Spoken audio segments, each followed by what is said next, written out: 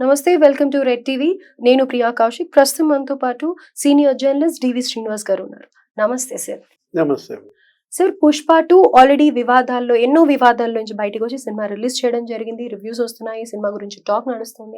ఇదంతా ఒక ఎత్తు అయితే, నిన్న థియేటర్లో తొక్కిసలాట జరిగి థియేటర్ బయట అభిమానులు తాకిడి ఎక్కువైపోయి ఒక మహిళ ప్రాణాన్ని తీసుకోవడం జరిగింది. సో దీనికి కారణం, బాధ్యత అంతా అల్లు అర్జున్‌ది అంటూ పిటిషన్ ఫైల్ చేశారు. సో నిజంగా అంటే మామూలుగా కూడా చూస్తుంటే సంధ్య థియేటర్ కానీ, సుదర్శన్ థియేటర్ కానీ హీరో వచ్చినా రాకపోయినా ఫుల్ ఉంటుంది. అభిమానుల తాకిడి ఎక్కువగా ఉంటుంది. ఇలాంటి టైంలో అల్లు అర్జున్ రావటం అనేది తప్పు అని అంటున్నారు. దానికి మీరు ఏమంటారు సార్? దురదృష్టం. ఎందుకంటే ఇది మనం అనూహ్యం అన్నమాట. ఇలాంటి పరిణామాలను ఎలా చూడాలా? ఇది స్టాంపేడ్. ఇవాళ దానికి కారణం అల్లు అర్జున్ రావడం అంటే, తను మామూలుగానే ఈ షోలు వీటిల్లో వస్తుంటారు. ఏది గతంలో కూడా మనం చూసాం. ప్రేక్షకులతో పాటు వాళ్ళు కూడా వచ్చి సినిమాలో చూడటము, వాళ్ళ యొక్క స్పందన వాళ్ళు గమనించటము.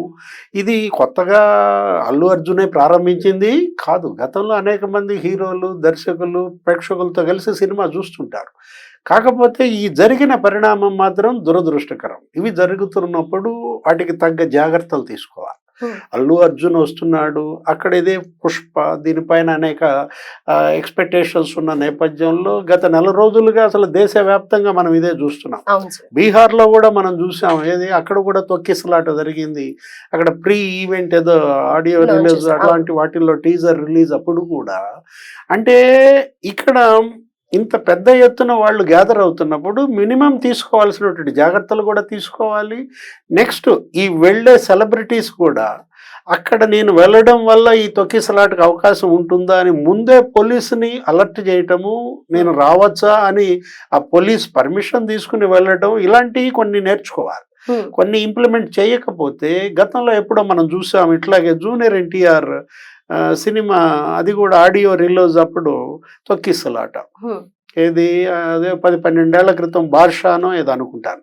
ఆ సినిమా అప్పుడు కూడా స్టాంపేడు, నీకు కార్యకర్తలు విపరీతంగా వచ్చిన నేపథ్యంలో వాళ్ళని మరి వీళ్ళ ఆర్గనైజర్స్ సరిగ్గా పెట్టుకోలేకపోవడం, ఇవి రిపీటెడ్గా జరగటమే దురదృష్టం.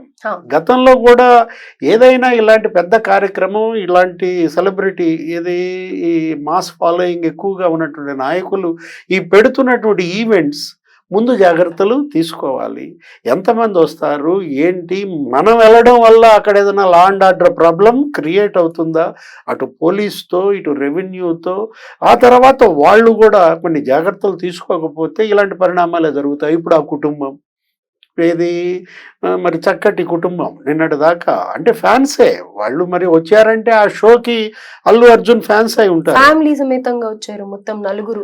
అంటే ఏంటి, ఆ కుటుంబమే మరి అల్లు ఫ్యాన్స్ అని మనకి కనపడుతుంది. చిన్న బిడ్డలు వాళ్ళు కూడా ఎన్నుంటాయి ఆ వయసు, 11 ఏళ్ళు 10 ఏళ్ళు అలా ఉంటాయి. శ్రీతేజనో లేకపోతే ఆమె ఆ తల్లి ఇవాళ రేవతి తను మరణించడం కానీ దురదృష్టం అన్నమాట. ఇప్పుడు ఆ కుటుంబానికి అల్లు అర్జున్ మరి అండగా ఉండాలా, అండగా ఉండటమే కాదు, ఇలాంటి పరిణామాలు ఇంకోసారి పునరావృతం కాకుండా కూడా జాగ్రత్తలు తీసుకోవాలి. గతంలో జూనియర్ ఎన్టీఆర్ కూడా ఇలాంటి ఫంక్షన్స్లో మెసేజ్ కూడా ఇస్తుంటారు. మీరు జాగ్రత్తగా ఇంటికి వెళ్ళండి. ప్రతి ఆడియో ఫంక్షన్లో కూడా మీరు ఇంటికి వెళ్ళి మీరు క్షేమంగా చేరితేనే నాకు సంతోషం, మీ తల్లిదండ్రులకి సంతోషం అని అంటున్నంత మాత్రాన ఇవాళ తనేదో యాడ్ కూడా రిలీజ్ చేశాడు మొన్న. రేవంత్ రెడ్డి ఏదో రూల్ కూడా పెట్టినట్టున్నాడు. ఈ డ్రగ్స్కి వ్యతిరేకంగా సినిమాలు మీరు రిలీజ్ చేయాలంటే మీకు బెనిఫిట్ షో, ఇంకా కొన్ని వెసులుబాట్లు నేను కల్పిస్తుంటే, ఆ టికెట్ ప్రైస్ పెంచుకోవడం కోసం డ్రగ్స్ వ్యతిరేకంగా మీరు ఒక చిన్న టీజర్ ఒకటి రిలీజ్ చేయండి అని ఆయన ఇచ్చిన వినతిని మరి అర్జున్ కూడా పరిగణలో తీసుకుని ఒక చిన్న యాడ్ ఏదో చేసినట్టున్నాడు.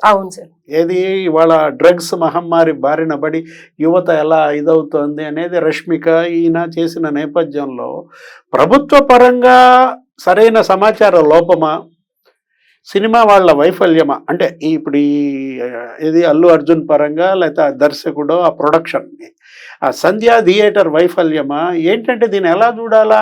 అన్ని రకాల వైఫల్యాలు కూడేసుకున్న ఫలితమే ఈరోజు ఆ బిడ్డకి ఆ పరిస్థితి, ఆ తల్లి మరణం. చాలా చిన్న థియేటర్. ఇదేంటంటే తొక్కిసలాట స్టాంపేడ్ ఎప్పుడు ఎక్కడ క్రియేట్ అయినా జరుగుతుంటాయి. గతంలో మనం చూసాం లాస్ట్ ఇయర్ ఎప్పుడు ఈ మధ్య హత్రాస్. ఆ హత్రాస్ అక్కడ తొక్కిసలాటలో దగ్గర 125 మంది ఏమో చనిపోయారు.